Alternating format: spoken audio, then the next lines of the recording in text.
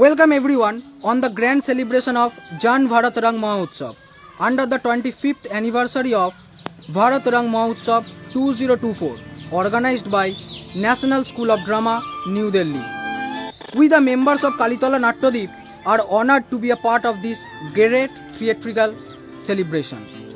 We are going to perform the play Ekhane Abar Shonar Pakhi Fire Elo, written by Lolit Prakash, Bengali translation Soumen Rai, and directed by Alok Kumar Choudhury. Produced by Kalitala Natyadip, Kalitala Devipurares, Purbo Bardhaman, West Bengal. We are going to begin the play Ekhane Abar Shonar Pakhi Fire Elo. শোনেন শোনেন সুধীজন, শোনেন দিয়াম নবভারতের নব্য কথা করি গো বর্ণন। শোনেন শোনেন সুধীজন, শোনেন দিয়াম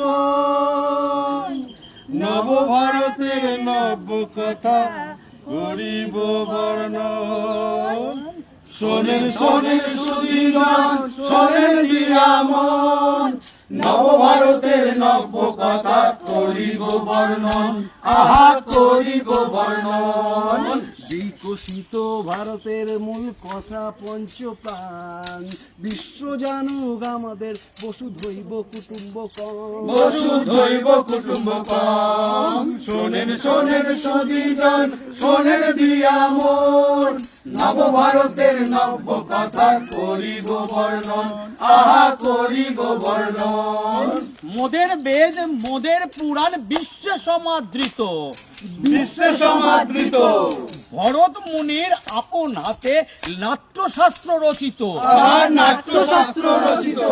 শোনেন শোনেন সুধীজন, শোনেন দিয়ামন নবভারতের নব্য কথা করিব বর্ণন, আহা করিব বর্ণন। আহার্য বাচিক সাঙ্গিক সাত্বিক এই তার মূল কথা, এই তার মূল কথা। ভারত আজ বিশ্ব সভায় উচ্চতার মাথা, আহা উচ্চতার মাথা, উচ্চতার মাথা। শোনেন শোনেন সুধীজন, শোনেন দিয়ামন নবভারতের নব্য কথা করিব বর্ণন, আহা করিব বর্ণন,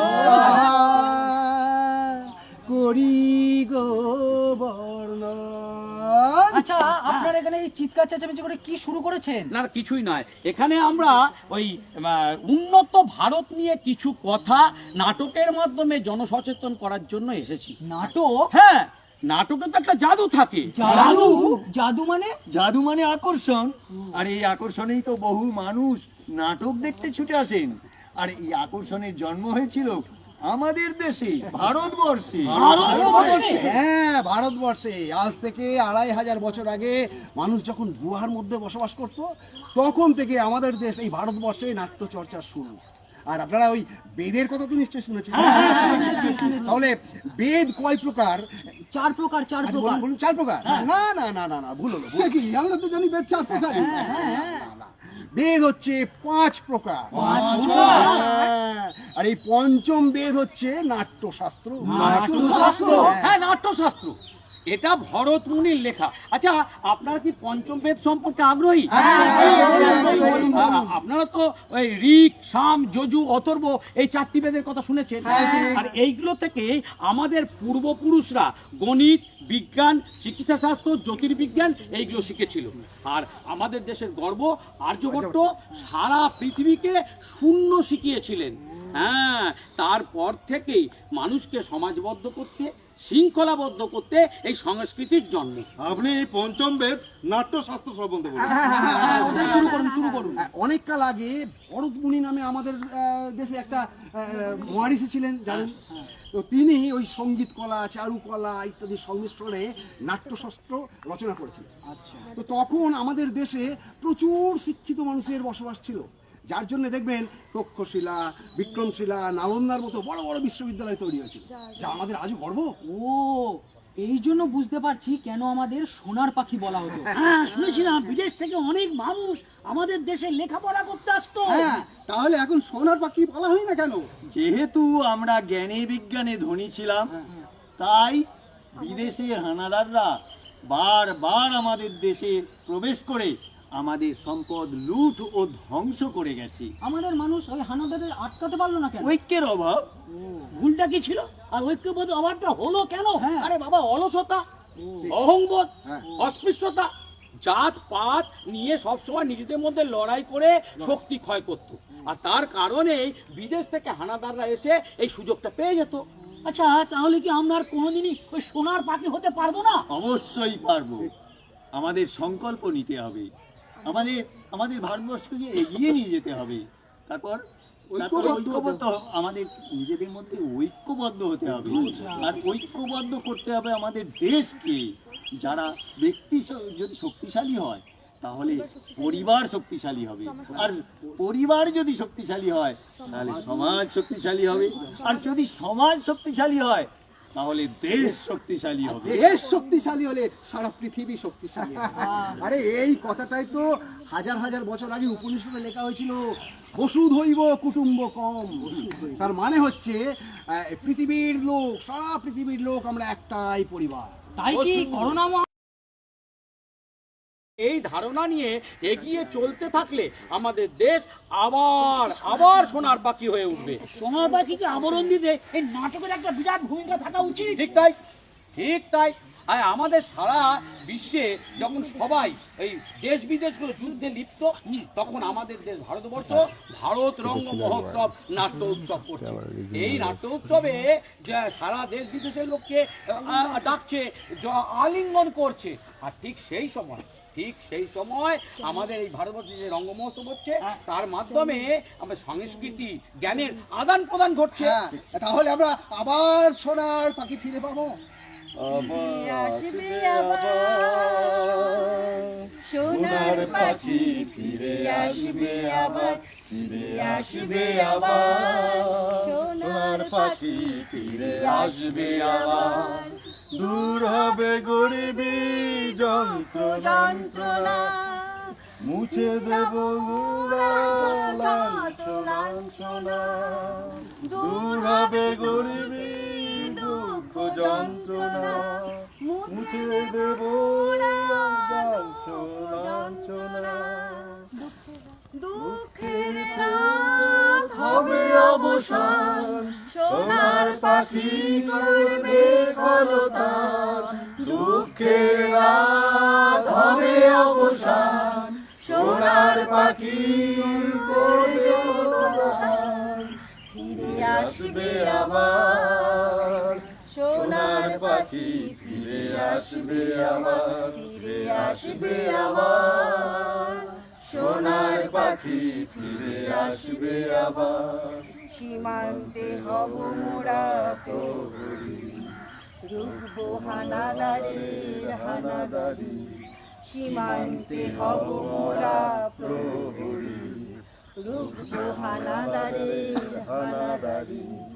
ফিরে এসো সোনার পাখি, তোমার হৃদ মাঝারে রাখি। ফিরে এসো সোনার পাখি, তোমার হৃদ মাঝারে রাখি। এসো সোনার পাখি, হৃদয় মাঝারে রাখি।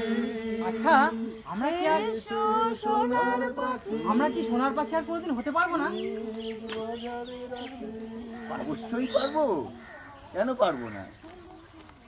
তার জন্য আমাদের মধ্যে শিক্ষক যারা আছে, আমাদের মধ্যে যারা শিক্ষক আছেন তাদেরকে দায়িত্ব নিতে হবে। সেই সব মানুষদের যারা শিক্ষার গুরুত্ব বোঝে না, তাদেরকে বোঝাতে হবে। যারা নারী কল্যাণ নিয়ে কাজ করে তাদেরকে নারীদের সুরক্ষার উপর জোর দিতে হবে, নারী সচেতনতার উপর গুরুত্ব দিতে হবে। হ্যাঁ, নারী যদি শক্তিশালী হয় তাহলে সমস্ত পরিবারটাই শক্তিশালী হয়। আচ্ছা, তাহলে আমরা সমাজকে কিভাবে শিক্ষিত সচেতন করে তুলবো? ওই মাদক যারা সেবন করছে তাদেরকে পরামর্শ দিন এটা গ্রহণ না করতে। তাদের বোঝান যে এতে তার নিজের স্বাস্থ্যের ক্ষতি এবং পরিবারের ক্ষতি। যারা ওই জাত পাত ধর্ম অস্পৃশ্যতা এসব নিয়ে মারামারি করছে তাদেরকে বোঝান এসব থেকে দূরে থাকার জন্য, তাদেরকে বোঝান। আর কিভাবে? বিজ্ঞান আচ্ছা। বিজ্ঞান নিয়ে সবাই মানুষকে সচেতন করুন, তাহলে আমরা আবার আত্মনির্ভরশীল হয়ে উঠতে পারবো। আচ্ছা, এইসব কি নাটকের মাধ্যমে দেখানো যায়? আচ্ছা, এইসব কি নাট্যশাস্ত্রে আছে? আছে, আছে। আরে আমাদের সংস্কৃতি, আমাদের ঐতিহ্য আগামী প্রজন্মের কাছে তুলে ধরতে হবে। আমাদের বেদ, পুরাণ, উপনিষদে যা কিছু আছে, আমাদের ঋষি মহর্ষিরা যা কিছু অবদান রেখেছে, সেগুলো আপনারা অন্বেষণ করুন। কিভাবে অন্বেষণ করবো? মানবতার কথা, মানুষের কথা। এইগুলোকে আপনাদের ভাবতে হবে। আমাদের সমাজের আরো কিছু কিছু অন্ধকার দিক আছে, সেইগুলো দিকে আলো জ্বালান। আচ্ছা, সেগুলোও তাহলে আমাদের বলুন। আরে বাবা, আমরাই যদি সব বলে দিই, আপনারা করবেনটা কি? হ্যাঁ, আপনারা চোখ খুলুন, চারিদিকে তাকিয়ে দেখুন, সমস্ত বুঝতে পারবেন। আমি বলছি। হ্যাঁ বলুন। হ্যাঁ বলুন তো। ভ্রূণ হত্যা, হ্যাঁ। কোন কথা? আমিও বলছি, নারী পাচার, শিশু কন্যা হত্যা, পশু হত্যা রোধ, বন কেটে গাছ কেটে বন ধ্বংস না করা। ঠিক এই তো। ঠিক। হ্যাঁ, এই তো কতগুলো দিক পেয়ে গেলেন।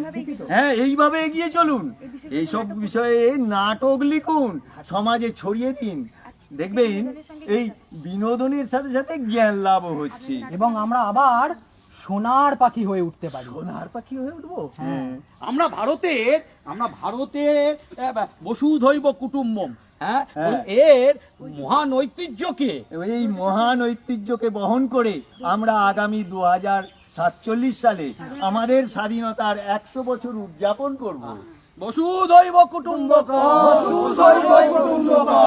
আমরা রাষ্ট্রীয় নাট্য বিদ্যালয়ের আয়োজনে ভারত জন রং মহোৎসবে আসুন, আপনারা সবাই অঙ্গীকারবদ্ধ হন।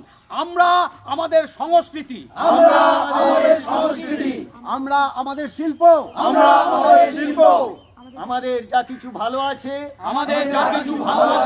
তা নিয়ে এগিয়ে যাব উন্নত ভারতের দিকে। আসুন আমরা সকলে বলি, আমাদের লক্ষ্য হোক উন্নত ভারত। দাসত্বের প্রতিটি শৃঙ্খল থেকে মুক্তি। আমাদের ঐতিহ্য আমাদের গর্ব,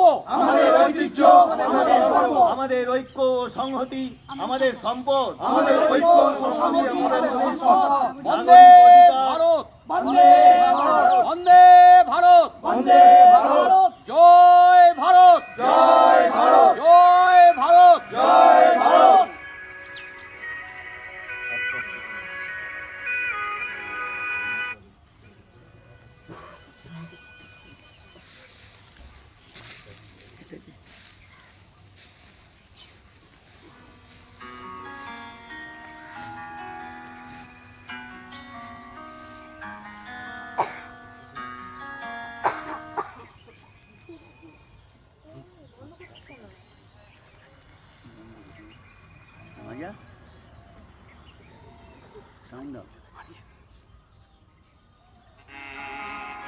तारे हैं कई गगन पर है वही गहरे अलग अलग पर एक है कनक प्राणी भिन्न भिन्न पर आत्मा भिन्न इस सृष्टि का ये मन वसुधैव कुटुम्बकम्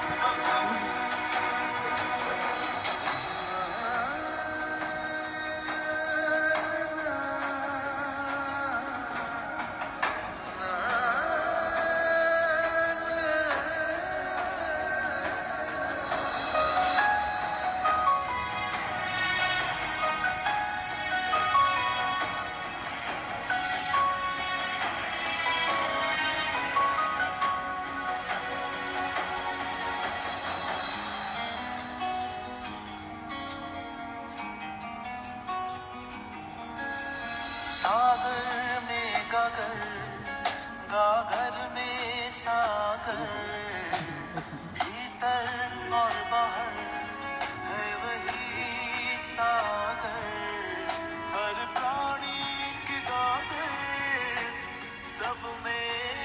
सागर फूटे माया की गागर मिले सागर से सागर है यही